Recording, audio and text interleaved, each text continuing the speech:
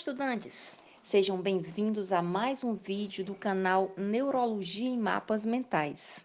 Não esqueçam de curtir e compartilhar nossos vídeos, hein? O assunto da aula de hoje é lesão de nervos periféricos. Vamos lá? Hoje abordaremos sobre conceito, histórico, um pouquinho acerca da anatomia dos nervos periféricos, sobre a degeneração nervosa e aí, por conta dessa degeneração, a possível lesão desse nervo. Se há regeneração ou não, a gente também tem que dar uma olhadinha. Você vai lá na aula de neuroplasticidade para dar uma estudada também acerca desse assunto. Passaremos pela etiologia, pela epidemiologia, por tipos de lesão desses nervos periféricos, por algumas manifestações clínicas oriundas dessas possíveis lesões, e aí abordaremos tanto lesões no plexo braquial quanto no plexo lombosacro. Vamos começar então. Bom estudo para vocês. Do que se trata a lesão de nervos periféricos? Vamos observar que uma lesão de nervo periférico, para que você saiba exatamente o que é essa lesão, você tem que saber do que se trata o nervo periférico. Então, quanto ao nervo periférico, ele trata de uma extensão do sistema nervoso central. Existem os nervos cranianos, que nós já conversamos um pouco acerca deles, e se você quiser saber mais, tanto sobre nervos cranianos quanto outro assunto, você comenta no nosso canal, pede, solicita, que a gente está prontinho para atender você. Então, no caso dos periféricos, eles são extensão do sistema nervoso central, e também a função deles, a função precípua, é que eles são responsáveis pela integração sensitiva e motora das atividades das extremidades. Até porque nós falamos para você que vamos falar sobre tanto o plexo braquial quanto o lombo sacro, que está referindo-se às extremidades.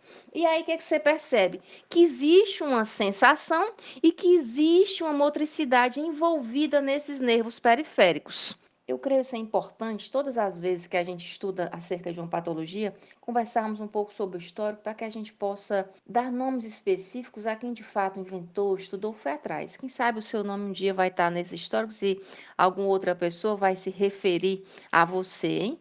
Por isso eu sei que é chato, mas é necessário. Pense um pouco sobre isso. Começamos com Galeno, de 130 a 200 depois de Cristo. Galeno, você já ouviu falar em algumas histórias. E aqui ele foi o primeiro a distinguir a nível de anatomia do que seria de fato um nervo e do que seria de fato um tendão. Depois dele, em 1864, dada a Guerra Civil Americana, Wyle Mitchell falou sobre certas observações acerca das lesões de nervos periféricos, mas por arma de fogo. Afinal de contas, estávamos em uma guerra civil. Essa foi a primeira descrição sobre causalgia. Causalgia é aquela dor em queimação, que tem um pouco nessa lesão de nervo periférico, é como se fosse uma espécie de curto-circuito, que, a grosso modo, aos poucos a gente vai explicando e deixando você um pouco mais a par nessa revisão desse mapa conceitual.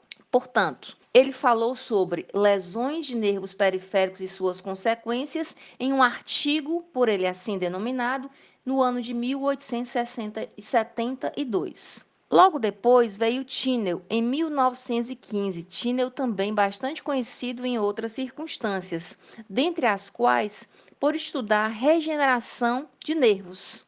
Outra coisa importante também sobre Tinel a respeito da dor é que ele estudou sinal de irritação e mau prognóstico dessa dor nas lesões de nervos periféricos. Porque lá no conceito, nós conversamos acerca da ligação entre sensitivo e motor. Então, às vezes, você diz assim, é coisa boa não ter dor, mas às vezes ter dor é algo bom, significa que essa lesão não foi total. Portanto, existe alguma possibilidade de regeneração de outras funções, outros nervos ali periféricos serem responsáveis e, de acordo com o treinamento, serem readaptados para realizar aquelas funções específicas, que a gente vai conversar daqui a pouquinho. Outra coisa importante sobre Tinel é o choque. Choque como um sinal de reinervação. É aquilo que você sente assim do nada, aquela sensação forte que lhe dá sinal de reinervação. Depois de Tinel, podemos nos referir a Ramon e Cajal. Esses dois falaram sobre fibras nervosas enquanto possibilidades de serem viáveis nos nervos periféricos degenerados, serem viáveis de regenerar-se, de originarem e de crescerem a partir de um coto proximal. Coto proximal é uma espécie assim, é um pedacinho daquele nervo a nível mais proximal, que dele podem regenerar-se, podem formar-se ou crescerem algumas fibras nervosas, de acordo com o local, de acordo com a intensidade da lesão, para que essas fibras possam desempenhar funções que outrora eram desenvolvidas pelo nervo periférico não lesado. Na sequência, Seddon, também bastante conhecido na neurologia, fez uma classificação dos diversos tipos de lesão de nervos periféricos, não a única, mas uma das mais estudadas, das mais conhecidas. E ele subdividiu essas lesões em neuropraxia, axonotimese e neurotimese, que na sequência serão estudadas de uma forma mais pormenorizada. Depois de Seddon, nós também podemos falar em Sunderland, em 1945. Ele estudou sobre a anatomia topográfica interna dos nervos periféricos. A sequência, onde começa, onde termina, por onde eles vão, porque aí é interessante numa possível cirurgia, é importante numa possível ligação desses nervos a determinados músculos, e aí a função que desempenham, a importância daquele local e assim por diante. E ele também fez a sua classificação das lesões de nervos periféricos em 5 graus, segundo o comprometimento. Posteriormente, aqui nesse nosso mapa mental, nós estudaremos essas duas classificações, tanto de Seddon quanto de Sunderland.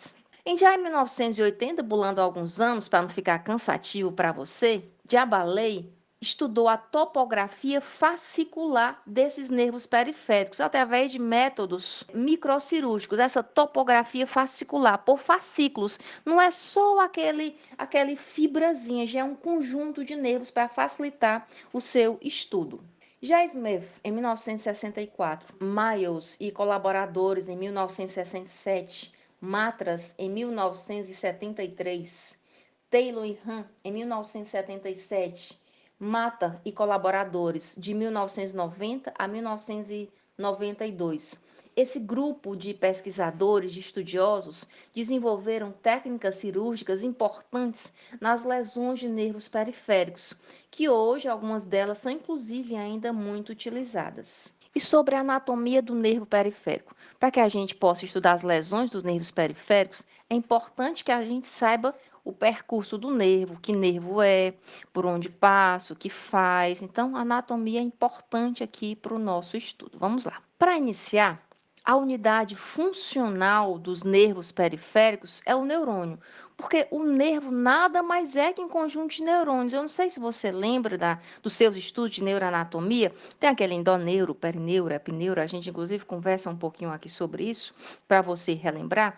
Mas aí existe aquela fibra de axônio que se junta a outro axônio, que se junta a outro, forma um fascículo e assim por diante, até chegar um nervo. Então, o nervo não é um neurônio, não. O nervo é um conjunto assim bem grande mesmo de neurônios. Então é importante que você saiba que um nervo não é um neurônio.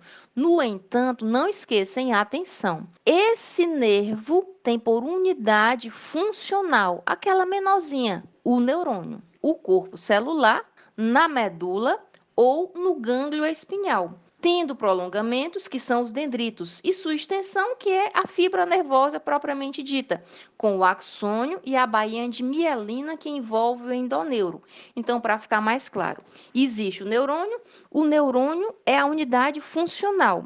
No neurônio, você tem os dendritos, que são a parte mais externa, o corpo celular, que une o dendrito, a fibra axonal. E aí, do axônio, nesse axônio tem aquela bainha de mielina, se ele for envolvido de uma forma mais grossa, mais fina, e isso aí vai impactar na velocidade dessa condução. E lá no finalzinho tem aqueles botões terminais para que haja a continuidade da transmissão. E envolvendo tudo isso tem aquele tecido conjuntivo endoneuro. Depois, se juntar um montinho desses, vai ter o perineuro, o epineuro e assim por diante. Então, esta é a unidade funcional do nervo periférico, o neurônio. É isso aí, pessoal. Obrigada por assistirem a mais um vídeo e não se esqueçam de curtir as aulas, se inscrever no canal e indicar aos amigos.